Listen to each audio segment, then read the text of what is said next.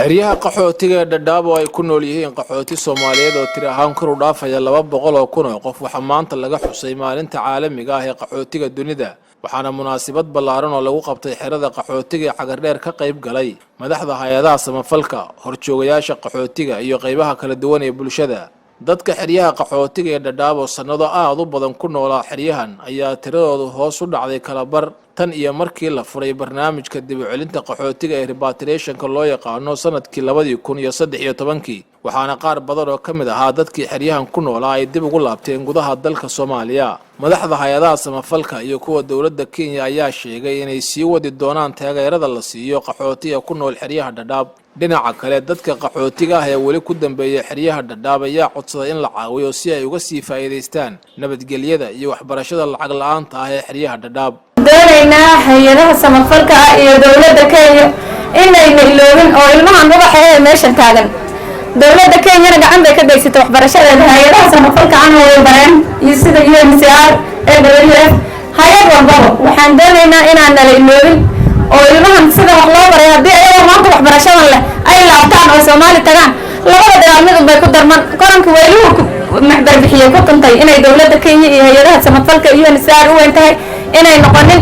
oo dadkan wax bartay aan la fakinin oo wadanka lagu daro waxbarashada aan helay aan la dhumin oo nala siiyo sharci aan Kenya ku joogno haddaan weyno wadan saddexaad nala daadiyo noloma leh alxamdulillah xerada qaxootiga wax dhibaato kuma aragna amni waan ku haysanaa waxbarasho free waan haysanaa health free waan haysanaa wax dhibaato ma ku aragno balse maanta madaxda meesha isku maad waxay ka dhawaajiyeen in xerada qaxootiga dib loo xireen wallahi markii afkeeda ka soo baxeen aad iyo aad u faraxnay waana ku faraxsanahay in xerada qaxootiga la wadaafo maxay la faa'iidaan ku qabnaa siis waxa rabnaa ilaa 4 sano inaan wax si baran dadka Soomaalida ah ee hore ugu noolaa gobolka waqooyiga bari ee dalka Kenya ayaa dhankooda sheegay inay door bidayaan in walaalahooda Soomaaliyeed ay la sii joogaan intaba yiraahdeen dalkoodii hooyo uu ka helayo nabadgelyo buuxda oo la isku haleyn karo waxaan anaga ayaa leeyahay maaha dawladda Kenya dalka Soomaaliya ay maaday oo nabadgelyo raashinka baarlamaanka halka guddiga baarlamaanka uu way maadan waxaan sheegnay in qaxootiga camba yacaanayna in aan isku noolnahay isku sameeyna isdhaxgalne geedka la yiraahdo bilcilka ee shaqaarka ka baxay sida aan loo kala bixin karin inaan dawladda kala bixin karin waxaana madaxweynaha fariin u farnay maadaama wadamada adduunka 5 sano ay aqoonsi ku siiyaan Kenya ay UN takamid tahay oo qaybta ugu badneed ay soo dhulku ka mid yahay oo marka cuntada ku yaraatay dadka asoo guranay oo iska gadanaysana ay Kenya bixisay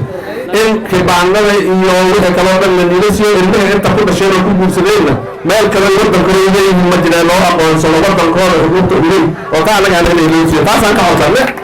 shalay darad fiyo ay wareysatay warka ayaan ku aqoonta Soomaaliya dadka deegaanka taayaan oo reefaafi ayaan iyo Dadaab qaxooti in la xiro marno faa'iido badan baa ku haasana anoo kale macna iskuul baa ka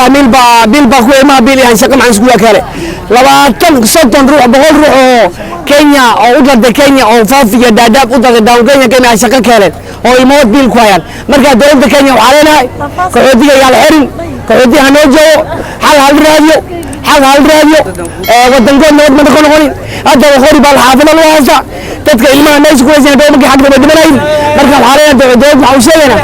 qaxootiga mar yaa la xirin qaxootiga hanoo joogo faa'iido badan baa ku qabnaa Axmed Abdullahi Jaamac Axmed Deere Maakhir Cable TV xeryaha Dadaab